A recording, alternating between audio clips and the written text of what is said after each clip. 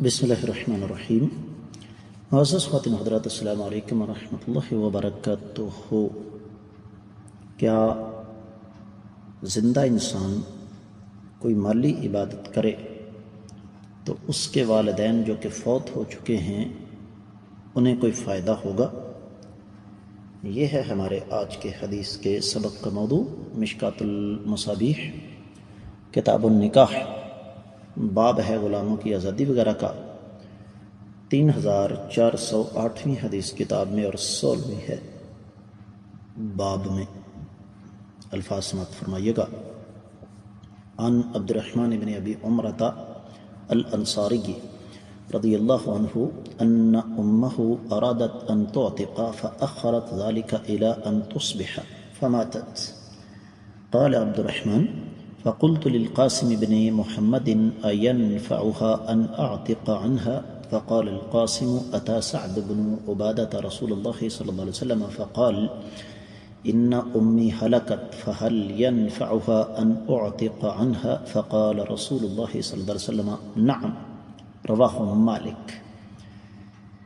معزز خواتین و حضرات، یہ حدیث جو میں نے آپ کی خدمت میں پیش کی ہے، اس میں حوالہ دیا گیا ہے موطا امام مالک کا، دوسری جلد کا 779واں صفحہ ہے، لیکن اصل میں یہ روایت اپنی پوری تفصیل سمیت سنن الکبریٰ البیہقی میں موجود ہے۔ تفصیلی حوالہ نوٹ فرمائیے گا۔ سنن الکبریٰ بیہقی، امام بیہقی کی کتاب سنن الکبریٰ، کتاب الوصایا اور باب ما جاء فی العتق عن المیت، 12764ویں حدیث ہے۔ اور اس حدیث کے بارے میں آپ کی خدمت میں عرض کر دوں کہ محدثین کرام نے حکم یہ لگایا ہے کہ چونکہ اس روایت کے شواہد صحیح بخاری میں 2761ویں، صحیح مسلم میں 1638ویں، سنن نسائی میں 3689ویں اور 94ویں حدیث، اور پھر مشکات میں بھی یہ حدیث پہلے گزر چکی ہے، لہذا یہ کم از کم حسن درجے سے کم نہیں ہے، یہ حدیث قابل حجت ہے۔ اگرچہ قاسم بن محمد نے سیدنا عبادہ بن صامت رضی اللہ تعالیٰ عنہ کو نہیں پایا، لیکن یہ انقطاع نقصان دہ نہیں ہے۔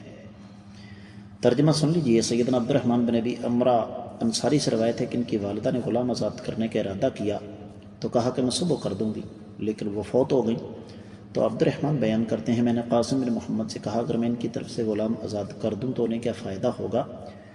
تو قاسم کہنے لگے کہ سیدنا سعد بن عبادہ رضی اللہ تعالیٰ عنہ نے آقا علیہ السلام کی خدمت میں حاضر ہو کر یہ سوال کیا تھا کہ میری والدہ فوت ہو گئی ہیں، اگر میں ان کی طرف سے غلام آزاد کروں تو کیا انہیں فائدہ ہوگا؟ تو آقا علیہ السلام نے فرمایا ہوگا۔